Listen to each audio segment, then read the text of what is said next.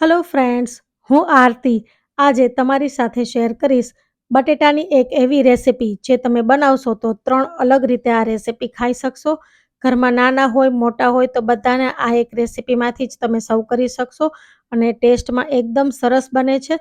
જો વરસતા વરસાદમાં ગરમા-ગરમ આ રેસિપી મળી જાય ને તો ઘરમાં બધાને એકદમ મજા આવી જાય એટલી સરસ ટેસ્ટી આ રેસિપી બને છે. એકવાર જરૂરથી ટ્રાય કરજો. તો આ રેસિપી બનાવવા માટે મેં અહીંયા વજનમાં 750 ગ્રામ જેટલા બટેટા લીધા છે, જેને સારી રીતે પાણીથી ધોઈ લીધા છે અને કુકરમાં લઈ લીધા. હવે તેમાં 2 ગ્લાસ જેટલું પાણી એડ કરી અને કુકર બંધ કરી અને હાઈ ગેસ ઉપર આપણે 4 થી 5 વિસલ કરી લીધી છે અને કુકર સારી રીતે ઠંડુ થવા દેવાનું છે. કુકર એકદમ સરસ ઠંડુ થઈ જાય, બટેટા ઠંડા થઈ જાય એટલે તેની આપણે છાલ કાઢી લેવાની છે. તો અહીંયા મેં બધા જ બટેટાની સારી રીતે છાલ કાઢી લીધી છે. હવે તેમાંથી આપણે આ બટેટાના ટુકડા કરવાના છે, જેમાં મેં 2 બટેટા આખા રહેવા દીધા છે અને બીજા બટેટાના મેં આ રીતે ટુકડા કરી લીધા છે. તો 2 બટેટા જે આખા રાખેલા છે તેનું આગળ હું જણાવીશ કે શું કરવાનું છે. હવે આપણે એક મિક્સરની જાર લઈ લઈએ. તેમાં મરચાં લઈ લેવાના છે. તો 8 થી 10 નંગ જેટલા મીડિયમ તીખા મરચાં લીધા છે. સાથે આપણે 5 થી 6 નંગ જેટલા તીખા લીલા મરચાં એડ કરવાના છે. તીખાસ મુજબ તમારે આ મરચાં વધારે કે ઓછા એડ કરવાના.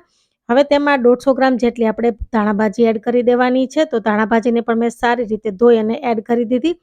હવે આપણે એકદમ સરસ ગ્રાઇન્ડ કરી લેવાનું છે. તો આ રીતે એકદમ સરસ ગ્રાઇન્ડ કરી લીધું છે. હવે આપણે બીજી મિક્સરની જાર લઈ લઈએ. તેમાં 7 થી 8 કળી લસણની લઈ લઈએ. સાથે 2 નાની ડુંગળી લઈ લેવાની છે, જેને છાલ કાઢી અને આ રીતે ટુકડા કરી લીધા છે. સાથે 2 નાના ટમેટાના આ રીતે ટુકડા કરીને એડ કરી દેવાના અને એકદમ સારી રીતે ગ્રાઇન્ડ કરી લેવાનું છે. જો તમે ડુંગળી અને લસણ ન ખાતા હોય તો તમારે આ ગ્રેવી સ્કીપ કરી દેવાની છે. હવે આપણે એક કડાઈમાં 3 થી 4 ટેબલસ્પૂન જેટલું તેલ ગરમ કરવા માટે મૂકવાનું છે. તો તેલ એકદમ સરસ ગરમ થઈ જાય ત્યાં સુધી આપણે તેલને ગરમ કરવાનું. પછી તેમાં આપણે જે ગ્રીન કલરની પેસ્ટ બનાવેલી છે તે એડ કરી દેવાની છે. તો હું અહીંયા બધી જ પેસ્ટ એડ કરી દઈશ. તમારે તીખાસ પ્રમાણે વધારે કે ઓછી એડ કરવી હોય તો કરી શકાય. મેં અહીંયા બધી જ પેસ્ટ એડ કરી દીધી છે અને આપણે સારી રીતે મિક્સ કરી લેવાનું છે અને મીડિયમ ગેસ ઉપર તેલ છૂટું પડે ત્યાં સુધી આપણે આ ગ્રેવીને થવા દેવાની છે. વચ્ચે વચ્ચે આપણે આ રીતે ચમચો ફેરવતા રહેવાનો છે. તો તેલ એકદમ સરસ છૂટું પડી જાય પછી આપણે તેમાં જે રેડ ગ્રેવી બનાવેલી છે તે એડ કરવાની છે. તો તેલ એકદમ સરસ છૂટું પડી ગયું છે. તો હવે તેમાં આપણે રેડ ગ્રેવી જે બનાવેલી છે તે એડ કરી દઈએ. જો તમે કાંદા લસણ ન ખાતા હોય તો તમારે આ ગ્રેવી આમાં એડ નથી કરવાની. હવે આ ગ્રેવીને પણ આપણે સારી રીતે મિક્સ કરીએ અને બંને ગ્રેવી એકદમ સરસ મિક્સ કરી લીધી છે. ફ્રેન્ડ્સ, મારી આ રેસિપી થોડી ઘણી પણ જો તમને ગમતી હોય ને તો વિડીયોને લાઇક અને શેર કરવાનું બિલકુલ ભૂલતા નહીં. તો બધું જ એકદમ સરસ મિક્સ થઈ ગયું છે. તો હવે આપણે મીડિયમ ગેસ કરી અને આપણે આગળ તેમાં મસાલા કરવાના છે. તો આ રીતે ગ્રેવી એકદમ સરસ થવા લાગી છે. તો હવે તેમાં આપણે મસાલા એડ કરીએ. તો તેમાં સૌપ્રથમ સ્વાદ પ્રમાણે આપણે મીઠું એડ કરી દઈએ. આપણે અહીંયા બટેટામાં મીઠું એડ નથી કર્યું એટલે આપણે એ પ્રમાણે મીઠું એડ કરવાનું છે. તો અહીંયા હું લગભગ 1 ચમચી જેટલું મીઠું એડ કરી દઈશ. હવે તેમાં આપણે 1/4 ટીસ્પૂન કરતાં થોડું વધારે એવી હળદર એડ કરી દઈએ. અડધી ચમચી કરતાં ઓછી છે અને 5 ચમચી કરતાં થોડી વધારે એવી હળદર એડ કરીએ. સાથે આપણે ધાણા જીરું પાવડર એડ કરવાનો છે. તો અહીંયા 2 ચમચી જેટલું હું ધાણા જીરું પાવડર એડ કરી દઈશ. અને હવે તેમાં આપણે તીખાસ મુજબ લાલ મરચું પાવડર એડ કરવાનો છે. પણ અહીંયા ખાસ ધ્યાન રાખવાનું કે આપણે અહીંયા ગ્રીન મરચાંનો પણ ઉપયોગ કર્યો છે. તો લાલ મરચું પાવડર તમારી જરૂર મુજબ એડ કરવાનો અથવા તો તમે અત્યારે કાશ્મીરી લાલ મરચું પણ વાપરી શકો. તો મેં અહીંયા 1.5 ચમચી જેટલું લાલ મરચું પાવડર એડ કર્યું છે.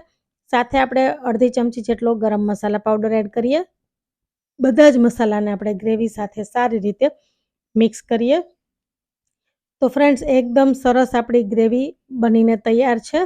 તો આપણે જ્યારે મસાલો મિક્સ કરીએ છીએ ત્યારે ગ્રેવીનો કલર એકદમ સરસ આવે છે. અને તમે ફ્રેન્ડ્સ એક વખત મને કમેન્ટ કરીને જરૂરથી કહેજો કે તમે આવી રીતે આ રેસિપી ક્યારેય ટ્રાય કરી છે કે નહીં અને તમે બટેટાની કઈ નવી રેસિપી ટ્રાય કરો છો. અને હવે આમાં આપણે પાણી એડ કરવાનું છે. તો અડધા ગ્લાસ કરતાં થોડું વધારે એવું મેં પાણી અહીંયા એડ કર્યું છે. તમારે જરૂર મુજબ પાણી એડ કરવાનું અને સારી રીતે મિક્સ કરી અને 5 થી 7 મિનિટ માટે આપણે આ ગ્રેવીને થવા દેવાની છે. તેલ છૂટું પડે ત્યાં સુધી આ ગ્રેવી એકદમ સરસ થવી જોઈએ. તો એકદમ સરસ આપણું આ ગ્રેવી થઈ ગઈ છે અને ઉપર તેલ પણ છૂટું પડી ગયું છે. તો હવે જે બટેટા આપણે આખા રાખેલા હતા ને તેને આપણે ગ્રેટ કરવાના છે. તો અહીંયા આપણે આ બટેટાને છીણી લેવાના છે, જેનાથી ગ્રેવી એકદમ સરસ ઘાટી થઈ જશે. તો આ બંને બટેટાને હું આ રીતે છીણી લઈશ. અને તમારે જો બટેટા છીણવા ન હોય તો પણ ગ્રેવી એકદમ સરસ ઘાટી જ બની છે. પણ અહીંયા જો આપણે ગ્રેવીમાં બટેટા છીણીને નાખીએ ને તો એકદમ સરસ ટેસ્ટ આવે છે અને ખૂબ જ સરસ લાગે છે. તો મેં અહીંયા બંને બટેટા એકદમ સારી રીતે છીણી લીધા છે. હવે આપણે સારી રીતે ફરીથી બધું મિક્સ કરી લેવાનું છે. અને ફ્રેન્ડ્સ, તમે મારી આ રેસીપી કયા શહેરમાંથી જોઈ રહ્યા છો તે કમેન્ટ કરીને ખાસ જણાવજો. તો બટેટા એકદમ સારી રીતે છીણી લીધા છે અને ગ્રેવી સાથે આપણે સારી રીતે મિક્સ કર્યા. પછી આપણે 3 થી 4 મિનિટ માટે ફરીથી ગ્રેવીને થવા દેવાની છે, જેથી આપણા જે છીણેલા બટેટા છે તે એકદમ ગ્રેવી સાથે સારી રીતે મિક્સ થઈ જાય. તો ફરીથી તેલ છૂટું પડે ત્યાં સુધી આપણે ગ્રેવીને થવા દેવાની છે. વરસતા વરસાદમાં જો આવી એકદમ સરસ ટેસ્ટી આ રેસીપી મળી જાય ને તો ઘરમાં બધાને ખૂબ જ મજા પડી જાય એવી આપણી આ રેસીપી બનવાની છે. તો ગ્રેવી એકદમ આપણી સરસ બની ગઈ છે અને તેલ છૂટું પડે ત્યાં સુધી આપણે આ ગ્રેવીને થવા દીધી છે. તો એકદમ સરસ ગ્રેવી થઈ જાય પછી તેમાં આપણે આ બટેટા જે બાફેલા ટુકડા કરેલા છે તે એડ કરી દેવાના છે. તો અહીંયા હું બધા જ બટેટા એડ કરી દઈશ અને ગ્રેવી સાથે સારી રીતે મિક્સ કરી દઈએ. અને બટેટાને ગ્રેવી સાથે મિક્સ કર્યા પછી ફરીથી 2 થી 3 મિનિટ માટે થવા દેવાના છે, જેથી બટેટામાં મસાલો એકદમ સારી રીતે ચડી જાય. તો એકદમ સરસ આપણે મિક્સ કરી અને 2 થી 3 મિનિટ માટે થવા દીધા છે બટેટાને. બટેટા એકદમ સારી રીતે ગ્રેવી સાથે મિક્સ થઈ જાય પછી 2 થી 3 મિનિટ આપણે થવા દઈએ એટલે એકદમ સરસ ટેસ્ટી એવું આ સ્ટફિંગ આપણું તૈયાર છે.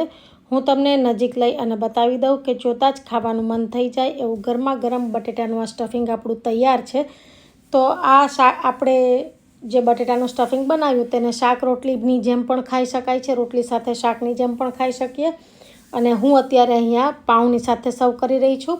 તો આપણે જે દાબેલી વડાપાઉંમાં પાઉંનો ઉપયોગ કરીએ છીએ એ પાઉંમાં આપણે આ રીતે કટ લગાડવાનું છે. તો દાબેલી ભરતી વખતે જે રીતે આપણે કટ લગાવીએ છીએ એ જ રીતે ચપ્પુની મદદથી થોડું ઊંડું એવું કટ લગાવી તેમાં આપણે આ બટેટાનું સ્ટફિંગ આપણે એડ કરી દઈએ. તો લગભગ 2 થી 3 ચમચી જેટલું આપણું આ સ્ટફિંગ એમાં એડ થશે. તો આ રીતે આપણે સ્ટફિંગ એડ કરી દેવાનું છે. તો ફ્રેન્ડ્સ, મને કમેન્ટ કરીને જરૂરથી કહેજો કે તમે ક્યારે આ રીતે પાઉં બટેટા બનાવ્યા છે, જે સ્વાદમાં એકદમ સરસ ટેસ્ટી લાગે છે. વરસતા વરસાદમાં જો ગરમા ગરમ આ બટેટા પાઉં મળી જાય ને તો ખાવાની ખૂબ જ મજા પડી જાય. તો હું આ રીતે પાઉંની અંદર મસાલો સ્ટફ કરી દઈશ તો એકદમ સરસ ટેસ્ટી એવા પાઉં બટેટા આપણા તૈયાર છે. એ જ રીતે હું બીજું પાઉં પણ ભરી લઈશ. તો બાળકોને તો આ ખૂબ જ ભાવે છે અને ટેસ્ટમાં એકદમ સરસ લાગે છે. તો આપણે બીજી રીતે તેને ભૂંગળા બટેટાની જેમ પણ ખાઈ શકીએ છીએ. તો ભૂંગળા સાથે પણ આ બટેટાનું સ્ટફિંગ એકદમ સરસ ટેસ્ટી લાગે છે. તો આપણે આ રેસીપી શાક રોટલી, પાઉં બટેટા અને ભૂંગળા બટેટાની જેમ પણ ખાઈ શકીએ છીએ. તો ફ્રેન્ડ્સ, આજની મારી આ રેસીપી તમને ખૂબ પસંદ આવી હોય તો વિડીયોને લાઇક અને શેર કરજો અને ચેનલ પર નવા હોય તો સબસ્ક્રાઈબ કરી સાથે આપેલું બેલ આઇકન પ્રેસ કરો, જેથી આવનારા દરેક નવા વિડીયોની નોટિફિકેશન સૌથી પહેલાં મળી જાય. તો હું આરતી ફરી મળીશ નવી રેસીપી સાથે. ત્યાં સુધી ટેક કેર.